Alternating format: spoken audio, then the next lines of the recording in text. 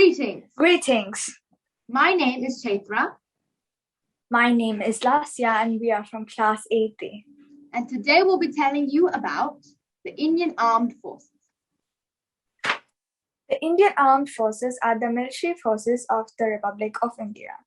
There are three professionally uniformed services: the Indian Army, the Indian Navy, and the Indian Air Force.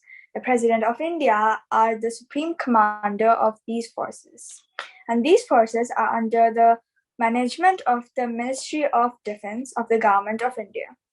With a strength of 1.4 million active personnel, it's the world's second largest military force and is the world's largest volunteer army. And it is also the world's fifth most powerful army, and it has the third largest military budget. Now, my friend Chaitra will be telling you about the Indian Army. Thank you, Lasya. The Indian Army is the land-based branch and the largest component of the Indian Armed Forces. The President of India is the Supreme Commander of the Indian Army, as my friend Lasya had mentioned before. The professional head is the Chief of Army Staff, and he is a 4-star general. The primary mission of the Indian Army is to ensure national security and unity and to defend the nation from external aggression or internal threats, and to maintain peace and security within its borders.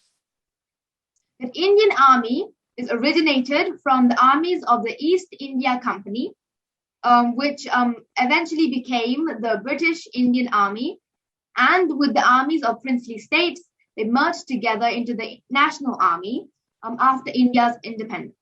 Now, I've told you about the Indian Army, but do you know about the Indian Air Force?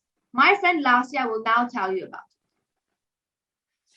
As my friend Chaitra told you, I'll be telling about the Indian Air Force. The Indian Air Force is the air arm of the Indian Armed Services. Its complement of personnel and aircraft assets, it ranks fourth amongst the other world air forces. Its primary mission is to secure Indian airspace.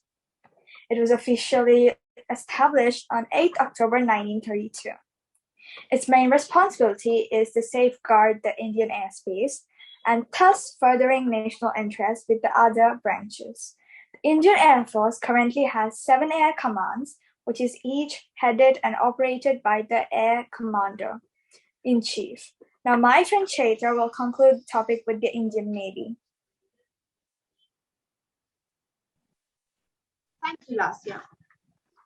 The Indian Navy is the naval branch of the Indian Armed Forces.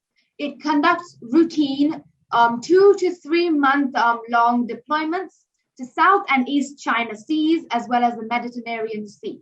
The primary objective of the Navy is to safeguard the nation's maritime borders, and as well as the other armed forces.